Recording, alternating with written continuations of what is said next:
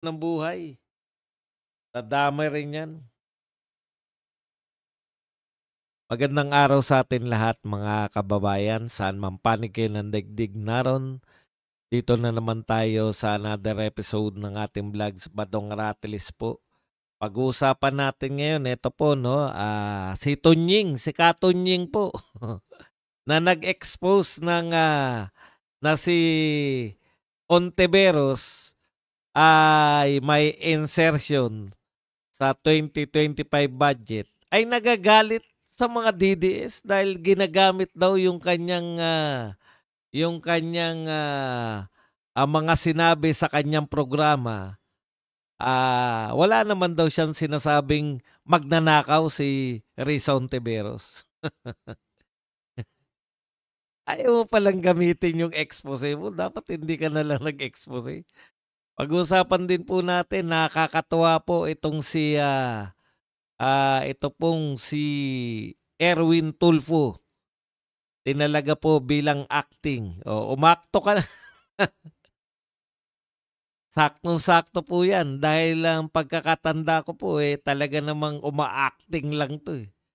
Acting Blue Ribbon Committee chairman ng napakahusay na Tuta Soto. At syempre pa po ang katanungan kasi talaga naguguluhan na po ang mga tao, no? Nagkaroon po tayo ng konting research, no? Nag-research tayo ng konti tungkol po dito sa sinabi ni Martires na hindi pwedeng makasuhan si BP Sara. Yan po ba ay katotohanan? So nagkonsulta po tayo ng mga abaka. Hindi abogado. Abogado lang po ang nakonsulta natin. Yan po mga pag-uusapan natin, pero bago yan, kung bago ka pa lang dito sa ating channel, mag-subscribe ka na.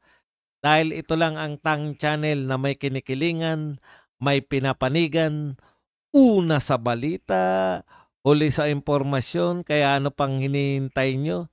Pindot na, okay. Ito po pakinggan po natin. Wag na po nating kasi baka mapaano tayo. Pakinggan lang po natin yung sinabi ni Katunying. Ito po ang kanyang mga sinabi. Hindi po atin to, si Katunying po to. Wala po tayong sinabing magnanakaw si Senator Risa Ontiveros. Yun namang mga DDS dyan na ginagamit itong ating pagsasahim papawid. Wala po tayong sinasabing do not misrepresent me.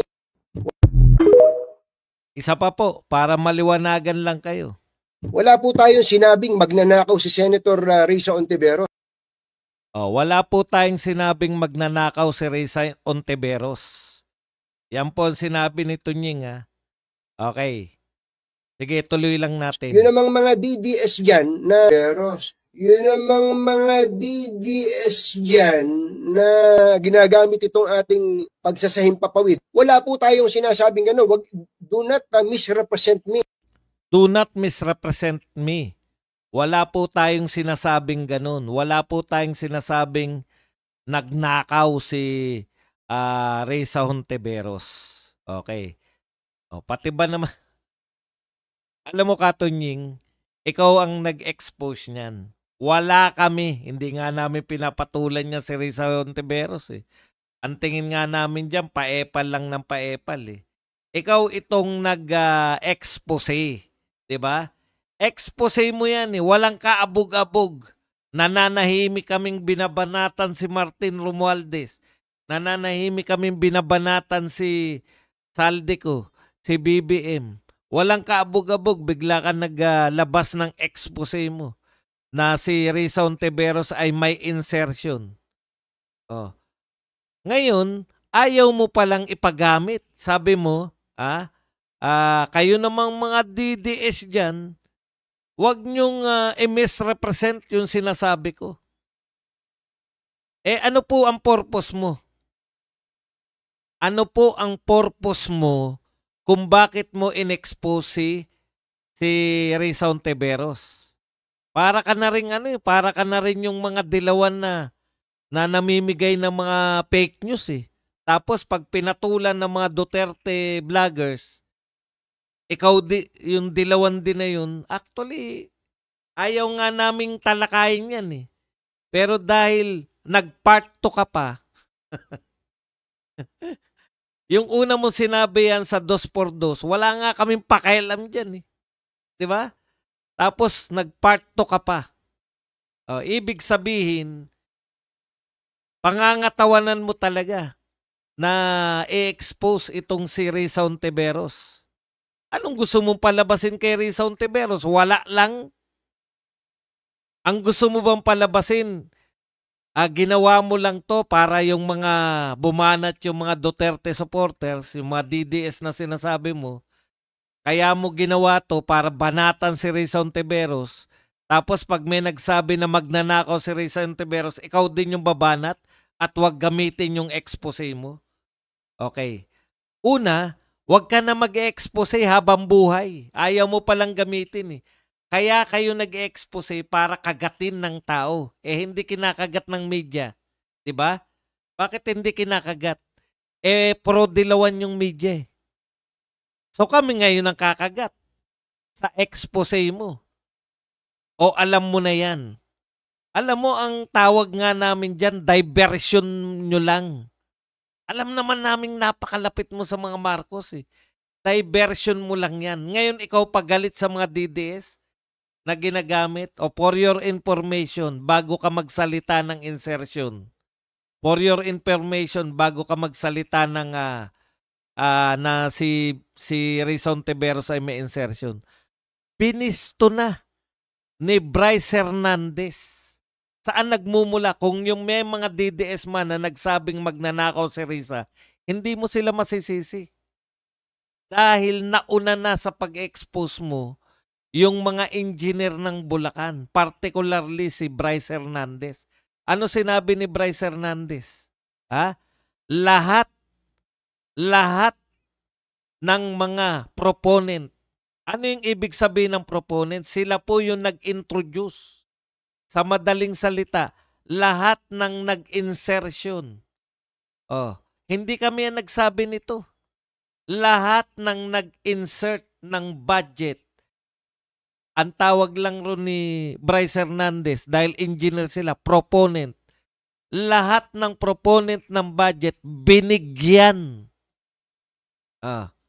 Ano po ibig sabihin ng binigyan?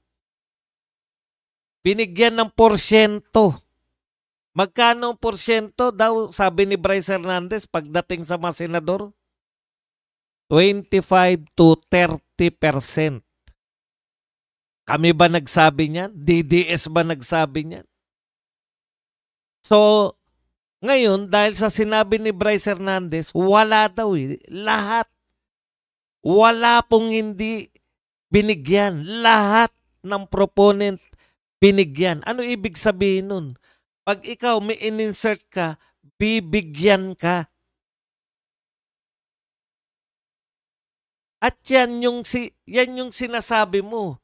Sinadya mo to, na in-expose si Risa Hontiveros para magkukonclude na yung mga nakapakinig sa'yo, nabigyan to si Risa Hontiveros. Kasi yan na yung usapan eh. Hindi mo pwedeng burahin na yung mga natutunan namin sa hearing ng Senate, bigla mong buburahin sa utak namin. Hindi ko sinabi magnanakaw yan si Risa Hontiveros. Hindi naman ako gulable na hindi ko alam yung sinasabi ko. Pero pinagtatanggol ko yung mga kinakantsawan mong DDS. Ang linaw ng purpose mo eh. Ilantad si Hontiveros na meron siyang insertion. At sa kapapakinig namin, dito sa Blue Ribbon Committee, ang meaning ng may in-insert, tumanggap ka ng 25 to 30%. Dito mustigo ka sa Senate, sabihin mo na hindi totoo yung sinasabi ni Bryce Hernandez. Alam mo na hindi totoo yun. Huwag nyo nga kami pinagbububula. Kayo na nga nagagamit sa mga Duterte supporters, tapos kayo pa magagalit-galitan? Ano palagay nyo sa amin? Bugok? Sinabi mo lang, wag ka nang gamitin.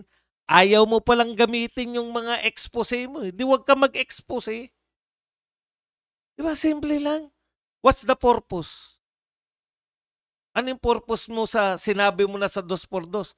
Tapos sinabi mo pa, eto ang sinabi mo ha. Mamaya, mayroon akong resibo. Abangan nyo 12:00. Isa ako sa nag-abang. O yun nga, pinakita mo nga. Eto yung mga insertion o amendment. Oh, pati nga yung mga mambabatas, sinabi. Kadilawan niya na si Big Man na Drilon. Ano sabi ni Big Man Drilon?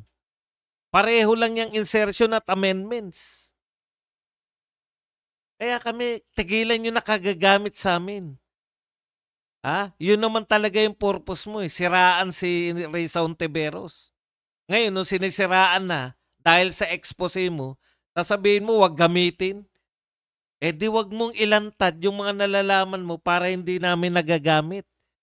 Alam nyo kami, ang purpose namin, kaya namin pinapatulan yung mga manggagamit, gagamitin namin yung mga manggagamit laban sa mga kalaban namin.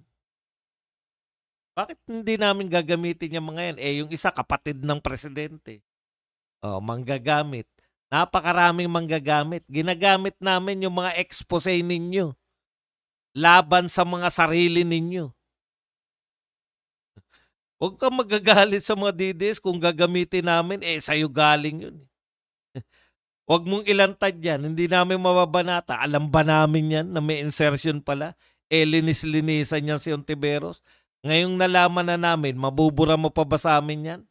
Ikaw nag-expose yan . Di sabihin mo muna na hindi totoo yung mga sinabi mo noong nakaraan.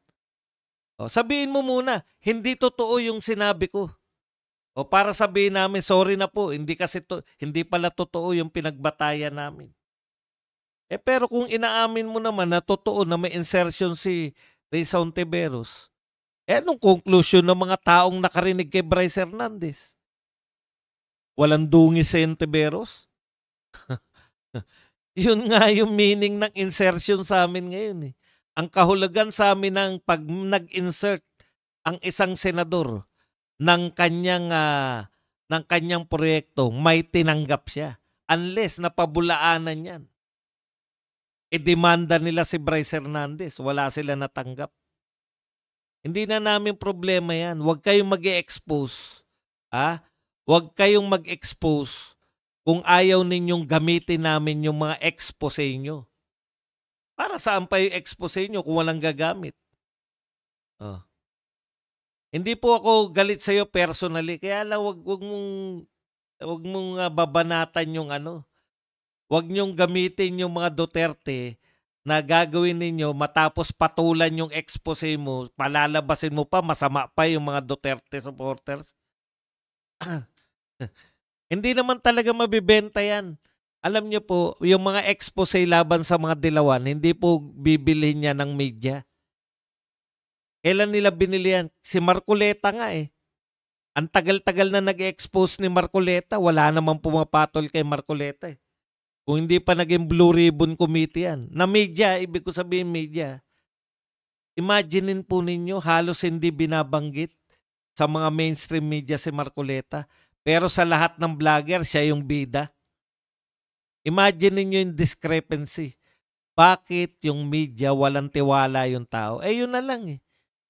Sa tingin ng mga vlogger, hero si Marcoleta. Hindi naman hero in the sense na bayani. Yung pagpapakabayani yung ginagawa niya ngayon. Expose ng expose. Naghanap talaga siya ng mga testigo para ma-expose tong mga magnanakaw. Pero hindi ganyan yung media . Yung mainstream media . Hindi pinapatulan si Marcoleta. So ano lumalabas? Hindi na sila reliable. Kung may tunay kang balita na gustong hanapin mo sa mga vlogger, hindi sa mainstream media. Okay, punta na po tayo rito sa susunod na balita. Ito po, nakakatawa na po ang ating bayan. Sabi po ni Tito Soto, pansamantala, o acting. Depende raw kay Erwin Soto. So ngayon daw ay acting kasi lahat na nagtatanong sa kanya, sino ba ang Blue Ribbon? Ah, ngayon po, ang tinalaga niya pansamantala, ewan lang natin kung magiging pansamantagal, ay etong si Erwin Tulfo. Alam po ninyo, si Erwin Tulfo, at least si Ping Lacson may kakayahan siya mag-imbestiga eh. Si Erwin Tulfo, hindi na po abogado. 'Di ba ang sabi nga natin, ang nararapat sa Blue Ribbon Committee, abogado. Kasi imbestiga ng imbestiga yan ng mga katiwalian ng tao sa gobyerno. Mahihirapan po. Ang mangyayari po, si Lacson nga, patikan na mag-imbestiga yun. Ha? Investigador na yun. Matagal pong naging chief PNP pa yun. Sa husay ng pag-imbestiga. Si Erich Tulfo, ang huli po naming narinig dyan, bend the law. We must bend the law sometimes. Yun. Ganito pa boses no pag sometimes we must bend the law. Is that correct, Mr. Secretary? Yes, sir. Sabi naman nung new ombudsman. Yes, sir. Ang ombudsman natin sumang-ayon sa bendalo. Imagine niyo ombudsman, sumang-ayon ka sa bendalo. Tapos senador, na ngayon ay chairman ng Blue Ribbon Committee. Sometimes, we must bend the law. Do you agree, Mr. Secretary?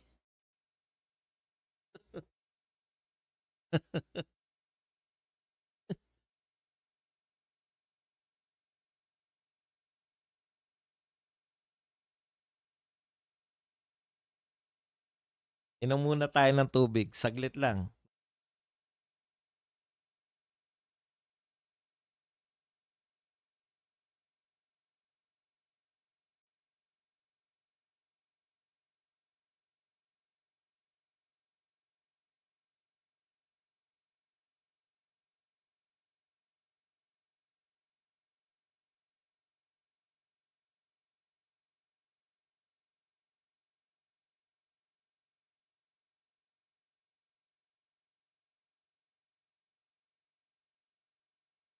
Okay.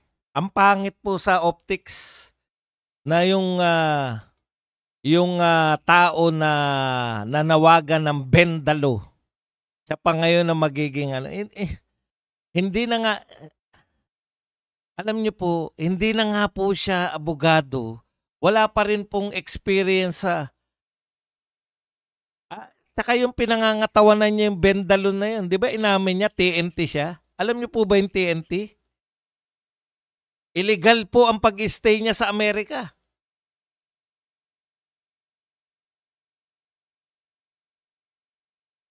Okay.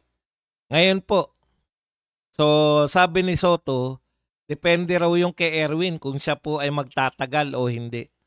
Alam po ninyo, dito makikita yung kawalan ng boto nitong Tuta Soto na to. Napakasimple lang. Dapat yan may anticipation ka na eh. Di ba? Bilang leader, alam nyo po yung mga leader, isa po sa katangian yan, yun pong tinatawag na anticipation. May anticipation ka na mangyayari.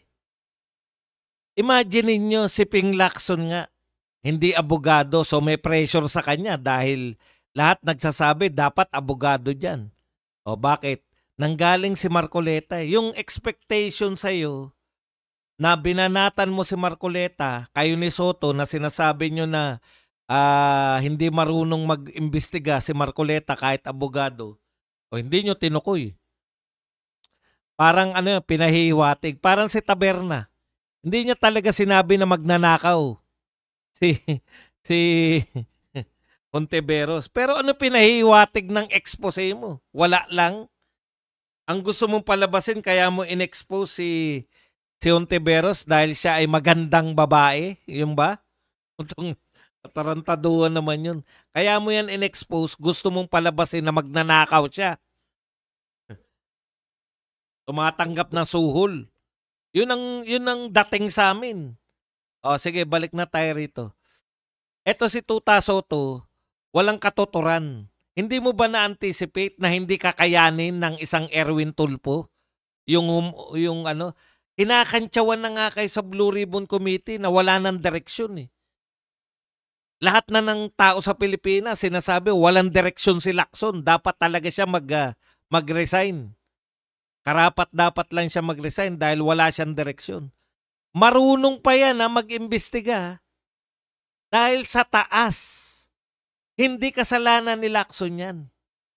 In any other Blue Ribbon Committee chair, kung ikukumpara si Lacson, okay naman. Pero ang sinusundan niya, ang taas si Marcoleta. Tapos, kaya ganun na lang yung pagtanggi ng kanyang kapatid. Di ba? Ay, mas may, kung ano, hindi ko na alam kung ano sinabi. Si JB Ejercito. Oh. Di hamak pong mas magaling si Rapi Tulfo kaysa kay Erwin. Di hamak na mas magaling si JB Ejercito kaysa kay Erwin. Sometimes, we have to bend the law.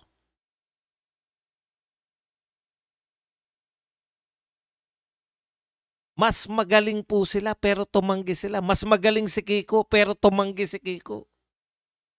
Bakit? Alam nila eh.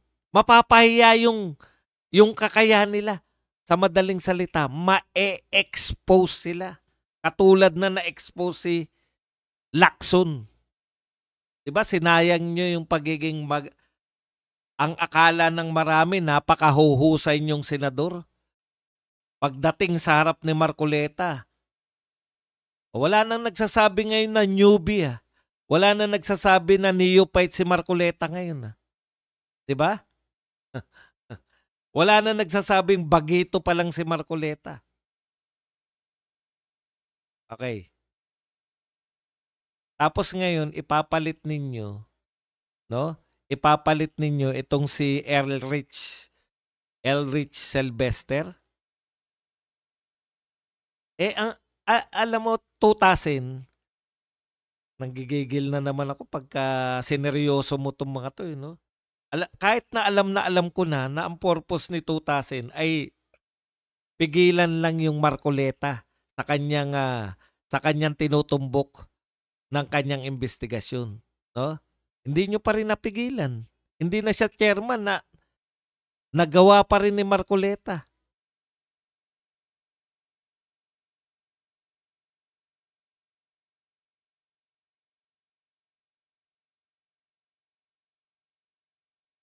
Okay. Punta po tayo rin. Ngayon, bakit po ba gustong-gusto namin magkaroon na ng chairman? Hindi po dahil sa gusto namin magkaroon lang ng chairman. Kahit na sino po chairman yan, ang gusto namin 2,000, ang gusto namin ay matuloy yung investigasyon. Payag na kami kahit sino na chairman. Ituloy nyo lang. Ngayon, ang tanong, itutuloy ba ni RH Tulfo ang, di ba, ang tagal nang walang investigasyon? Diyan napahiya si Lacson eh. Hindi niya kaya eh. Nag-announce siya, iimbitahin niya si Martin tsaka si Saldico. Na-realize niya, lalo ko mapapahiya. Paano kung hindi sila dumalo? Edi ang susunod na dapat niyan, ipapakontempt niya na. Lalo na si Saldico. Paano kung hindi dumalo? Yun yung tanong natin eh. Expose na si Ping Lacson na wala po siyang magagawa. Kaya minabuti niya na mag-resign. Ngayon, si Erich Tulfo, matutuloy pa po ba pag si Erich Tulfo yung chairman? Hindi. Bakit? Nasaan si Erich Tulfo ngayon? Nasa abroad. Nasa abroad si Erich Tulfo kahit na ano pa pong dahilan ni Erich Tulfo sa abroad. Dito siya kinakailangan sa Pilipinas. Dahil ang gusto ng mga tao matuloy. Pati iglesia na nawagan na matuloy yung Senate hearing. Ewan ko lang kung hindi nyo na naman kikilalanin yung iglesia.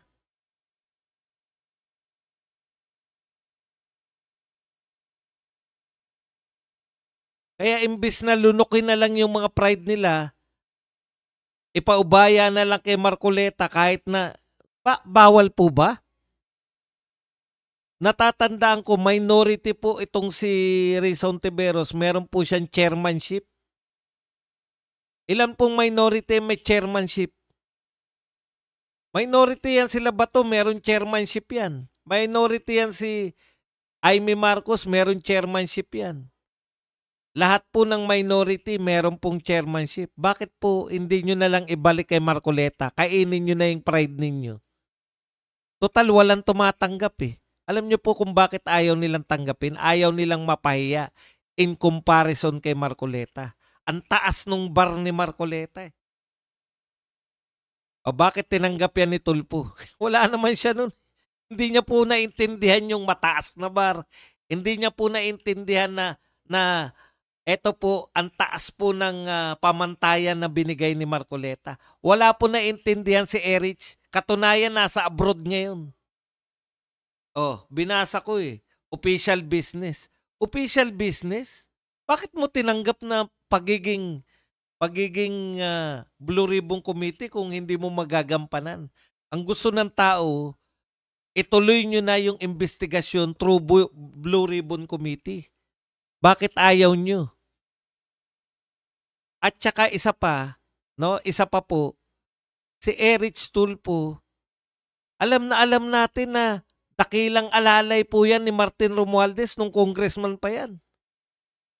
Naalala nyo po ba nung si Martin na nanghuli ng bigas? Opo, bigas lang po nahuli. Hindi po nahuli yung may-ari ng bigasan eh. Yung hoarder po ng bigas, hindi po nahuli. Ang laki po ang laki Walang may alam kung sino yung may-ari ng anong tawag doon? Bigasan o bodega ng bigas. Wala nakakaalam kung sino may-ari. Magtanong lang kayo sa tricycle driver, kilala may-ari nun eh. Di ba? Tanungin nyo lang, sino ba may-ari niyan? Utya, hanggang ilang taon na nakalipas nung nanghuli sila ng bigas. Wala po nahuling may-ari. Alam nyo kung bakit? Kung bakit wala tayo lalong tiwala? Alalay lang ni Martin yan. Paano niya iimbestigahan si Martin? Naroon si Erich, di ba? Oh. Saan pa? Yung tumitingin si Martin ng itlog. Tinitignan niya yung dalawang itlog. Gumaganon-ganon, no? Sabi ni Martin. Antindi po no, may crisis tayo sa itlog. Hinawakan lang ni Martin yung dalawang itlog na yun. Nawala na po ang crisis. Antindi ng proposal eh. Tumataas ang presyo ng itlog nung panahon na yun. Alam nyo po kung anong proposal nila? Kung ang itlog ba ay ibebenta ng per peraso o per kilo. Diyos kong mahabagin. Ganun po kahusay si Martin Romualdez. Mataas ang presyo ng itlog. Ang pag-uusapan nila kung ibebenta ba yung itlog ng per peraso pa rin, per dosena pa rin, o per kilo na. Kasama rin si Tulfo ron. Nakikihawak rin sa itlog ni Martin. Tapos siya mag-iimbestiga kay Martin. Paano niya iimbestigahan si Martin? Kayo nga, alalay lang siya nun eh. Iimbestigahan mo amo mo.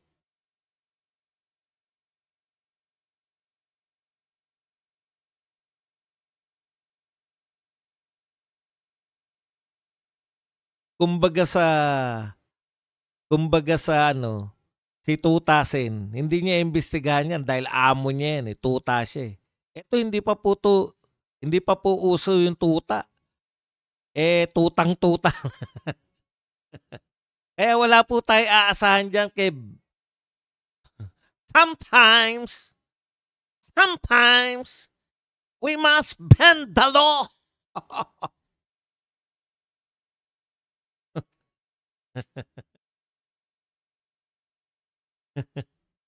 Alalay na putya, imbestigahan mo ka ng alalay. Ang tuwa lang ni Martin na yan ang naging Blue Ribbon Committee. Okay, punta na po tayo.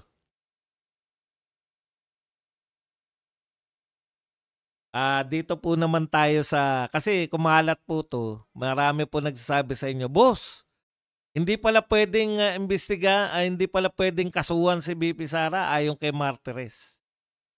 Alam niyo po nung una, 'yan talaga pananaw ko, 'di ba? Bawal 'yan, kaya nga impeachable, eh. Tapos nag-search tayo ng konti, nakasuhan po si Vice President Binay at that time, eh.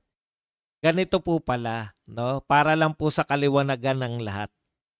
Dahil po impeachable officer si VP Sara, ang kaibahan lang po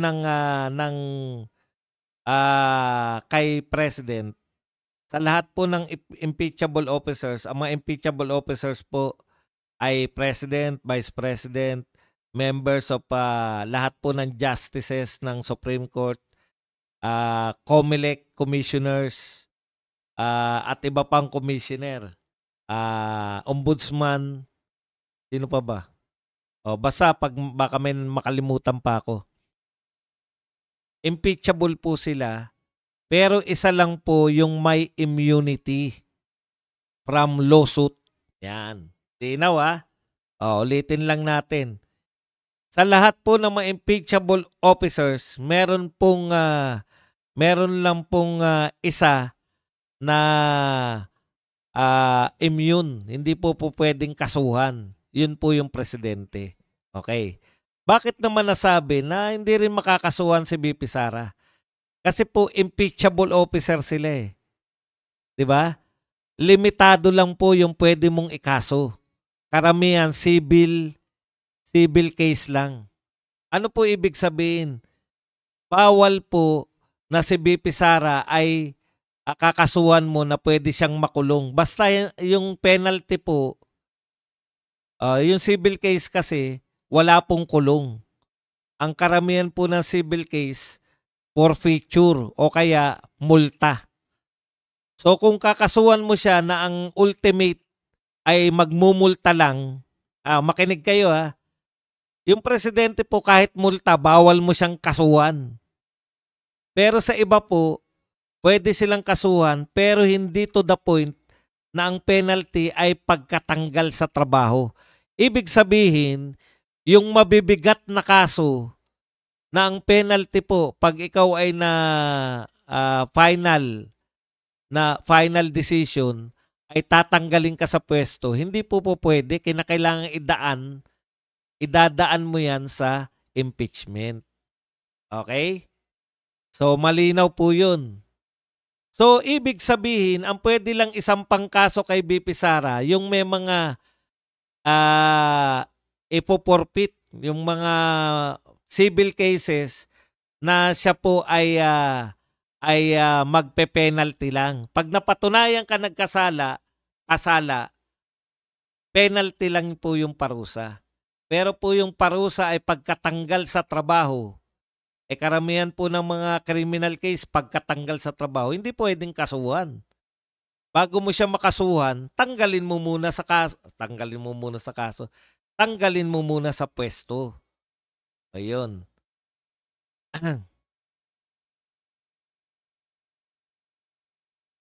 Nakuha po ninyo?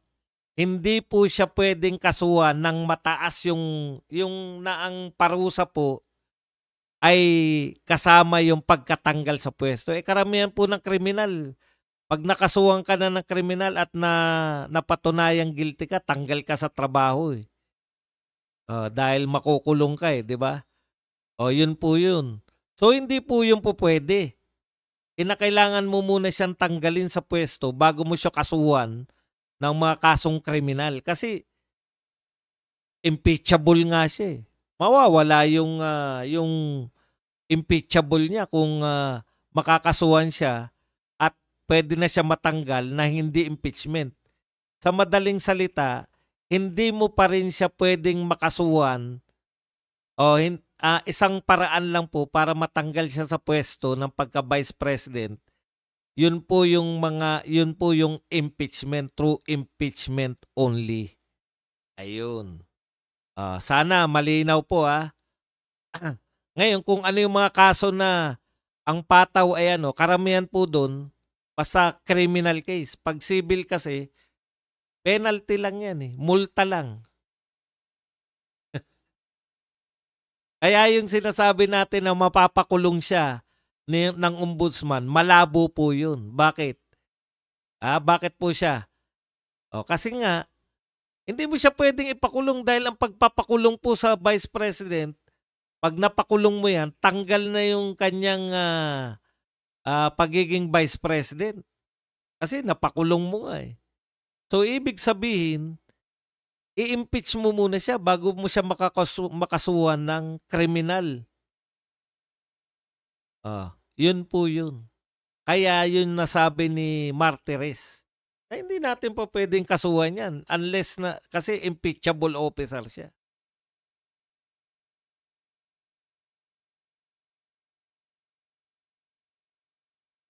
Okay? So, linawin na lang natin yan sa mga katanungan nyo. Yan. Siyempre, kahit pa paano nakakaintindi naman tayo sa batas, hindi man tayo